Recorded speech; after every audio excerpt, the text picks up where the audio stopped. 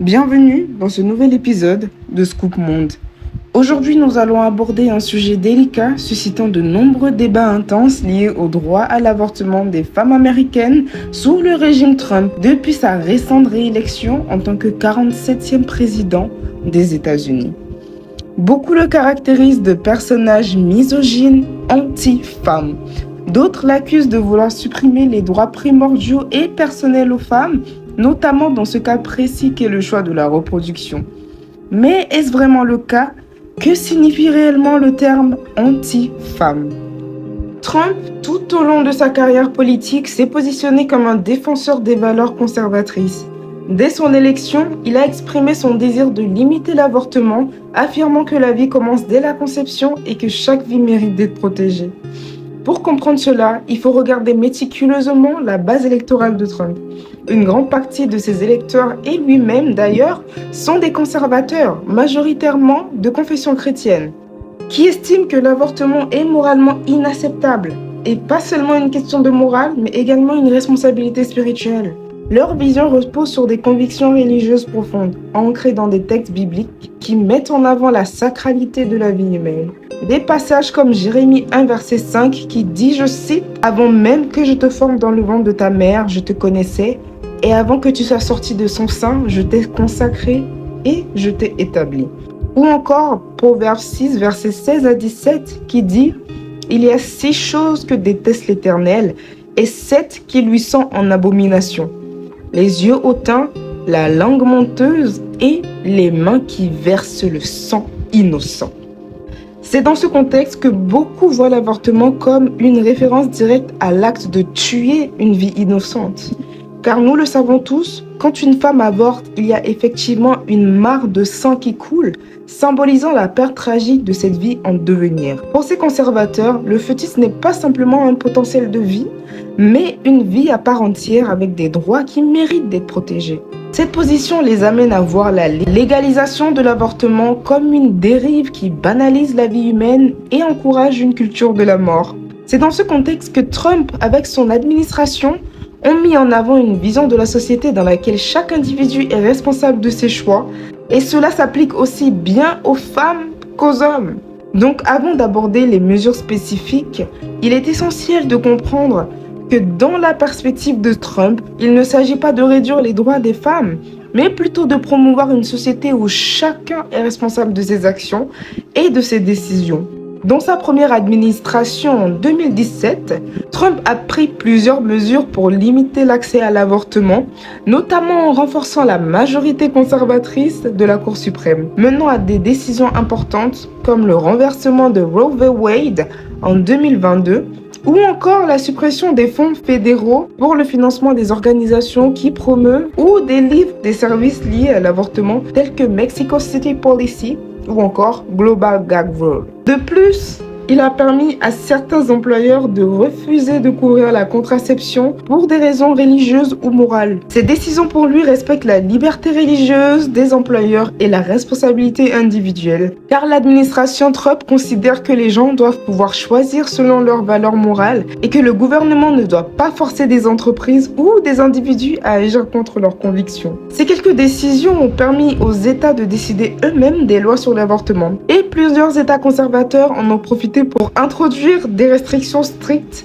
afin de restaurer en leurs patriotes certaines valeurs d'une vie sexuelle plus saine. Contrairement à l'idée d'une imposition ou d'une interdiction stricte au niveau fédéral, Trump a en réalité favorisé une approche qui laisse à chaque État la liberté de décider de ses propres lois concernant l'avortement, renforçant ainsi la souveraineté des États et leur pouvoir législatif sur des questions qui ne sont pas spécifiquement régies par la Constitution. Les États-Unis, composés de 50 États, sont un système fédéral où le pouvoir est partagé entre le gouvernement fédéral et les gouvernements des États. Cette structure permet à chaque État de définir ses propres politiques sur un grand nombre de questions, à moins qu'une loi fédérale n'intervienne pour imposer une norme. Cela s'applique également aux lois concernant les droits reproductifs. Si le gouvernement fédéral établit certaines bases légales en matière de droits civiques par exemple, chaque État a la liberté de modifier ou de renforcer ses lois en fonction des priorités et des valeurs de ses citoyens. En 2022, le renversement de Roe v. Wade par la Cour suprême des États-Unis a illustré parfaitement cette approche.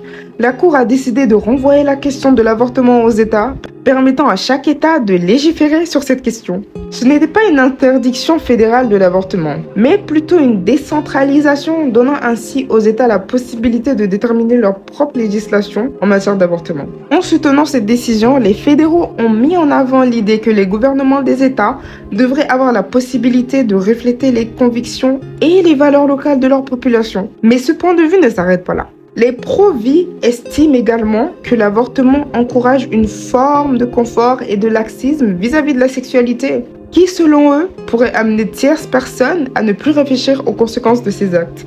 Pour beaucoup de conservateurs, la sexualité doit être exercée de manière responsable. Cela signifie utiliser les nombreuses options de contraception disponibles ou pratiquer l'abstinence si une personne ne se sent pas prête à avoir des enfants.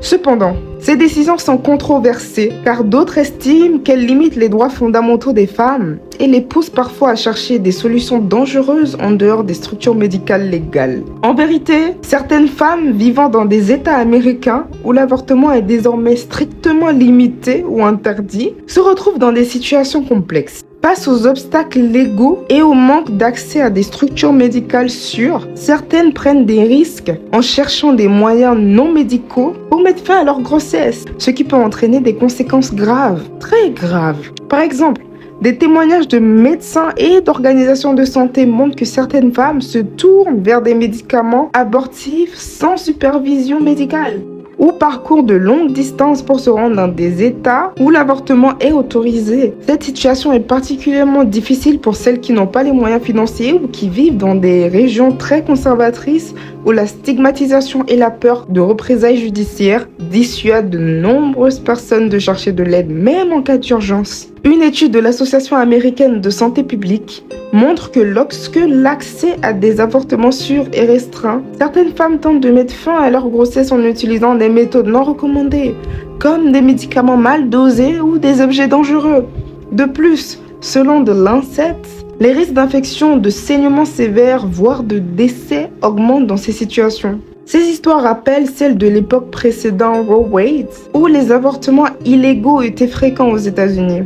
Des médecins se souviennent de patientes qui arrivaient aux urgences avec des complications graves, parfois causées par des procédures effectuées par des personnes non qualifiées ou par l'utilisation de méthodes dangereuses. D'un côté, les critiques des politiques pro-vie font valoir que cela place un fardeau inéquitable sur les femmes, et de l'autre, les partisans de l'avortement estiment que les femmes devraient avoir le contrôle de leur propre corps et des choix reproductifs.